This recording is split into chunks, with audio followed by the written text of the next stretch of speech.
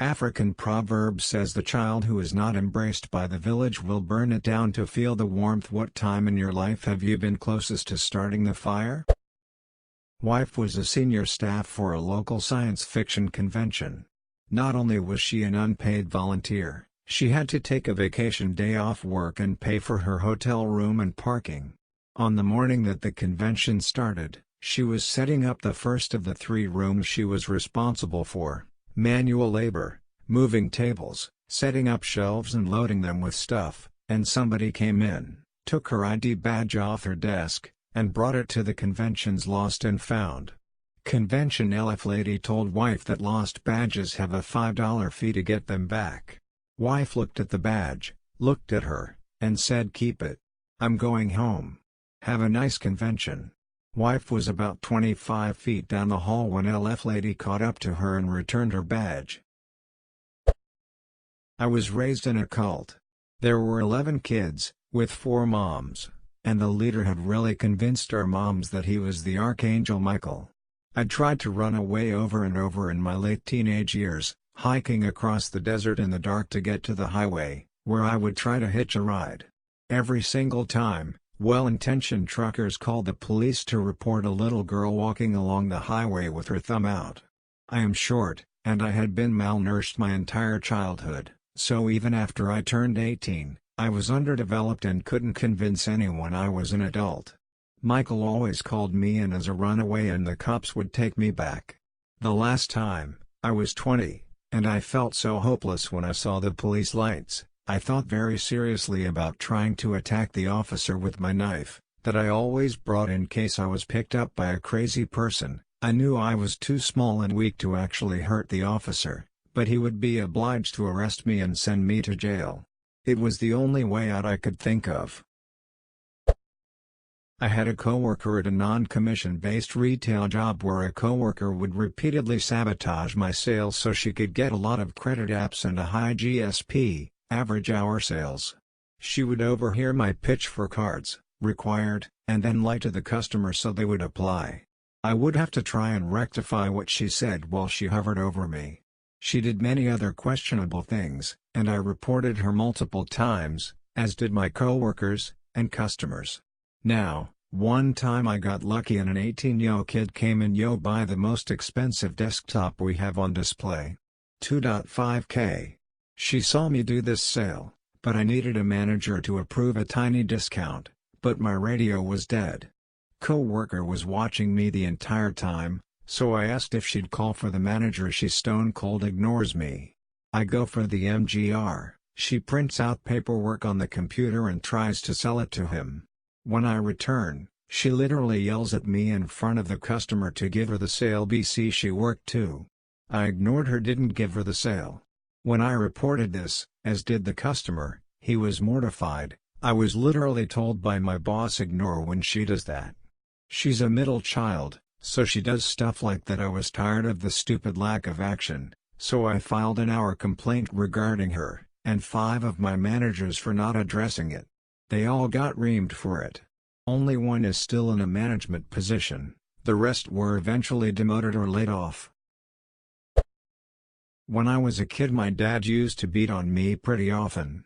When he was sober, I usually did something to deserve it. When he wasn't, it was just go time. One night, I was 14, he got drunk, and when I got home from a girlfriend's place, he cornered me and put a revolver to my head. He told me how worthless I was and that he would be doing me a favor by killing me. I didn't respond. I didn't move. I just waited for him to pull the trigger. He didn't. He left my room and left the revolver on my dresser as he walked out. I took the revolver and went out. I walked around my hometown, sat by the river and thought about all the ways I could get back at him for all the misery he caused my mother, sister, and I. I also considered doing the old Kurt Cobain, but that's not relevant. I took the weapon apart and threw its pieces in the river. No one's asked me about the gun since. It's probably still there.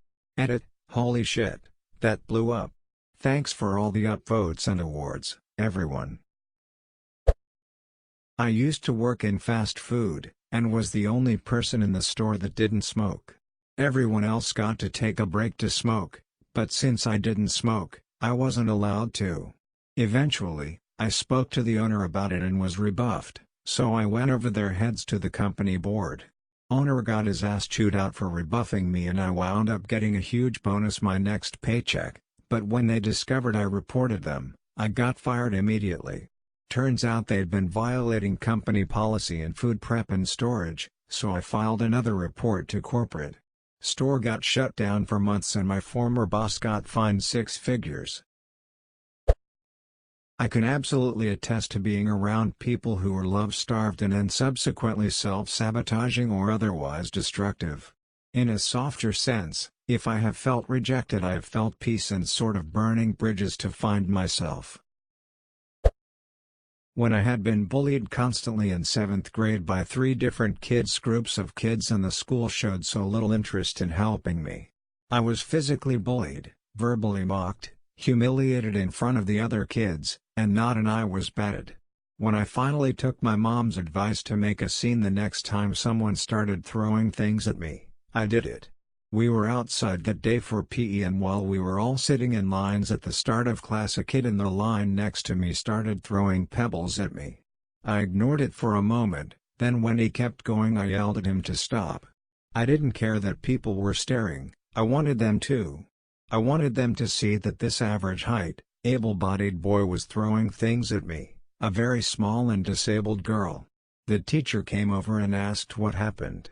Kid told him they were only pebbles. He wasn't hurting me. The teacher agreed with him and told me if I ever disrupted his class like that again I was getting detention.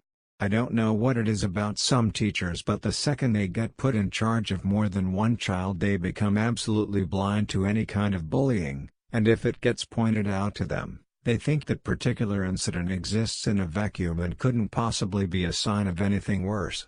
I was 11 years old and suicidal because I felt so incredibly powerless. That teacher only solidified that feeling. I didn't grow up with the best family. There was a long period of time where there was constant fighting, and things often went too far. I didn't feel safe in many different ways. It all culminated to a point when I was 17, disowned, and about to get kicked out. But, my vindictive, defensive actions in the past made my mother know that kicking me out wasn't a good idea. I know the only reason I could have a roof over my head was because my mom isn't a citizen, and she knew I would have reported her for the crime of child abuse, which did happen, which would have put her residency in jeopardy. So, I guess I had to threaten to burn the village in order to feel the warmth of safety. Edit: a lot of people are assuming my mother is illegal, but she's not. I'm not exactly sure the mechanism through which she can stay in the United States, but she married my dad, American, and they got divorced. She can live and work here, but she doesn't have the full protection of the government like me.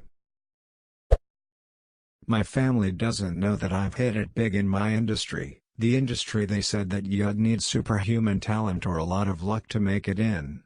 I'm getting my finances and the logistics in order, and next week I'm moving out unexpectedly. The guys I've hired to move what few possessions I'm taking with me arrive sometime in the morning and my flight leaves in the afternoon. I'll leave a letter explaining that I haven't harmed myself, but they are not likely to see me for a long time. I've got my own phone on my own plan, a plane ticket, and a place lined up on the other side of the country. My family won't take it well since they thrive on control and conflict, and I expect the whole family to implode from finger-pointing and drama-whoring once I'm gone. The church group of churches pseudo-cult I grew up in was very much this way. Didn't go to the right school? Shun. Didn't send your kids to the Bible summer camp? Shun. Your kid's spouse family member sinned in a public way? Shun. Not a married 20-something with 3 kids and actively a leader? Shun. Took me 20 years to see through the bullshit, and another 7 to finally truly feel free. I'd burn all that shit to the ground for the hell they put every person through. Edit: for those asking, I grew up in the Churches of Christ, a fundamentalist group mostly in the southeastern US. Very entwined history with Mormonism though, we actually influenced them a bit. Look up Sidney Rigdon and Alexander Campbell if you want the Cliff Notes.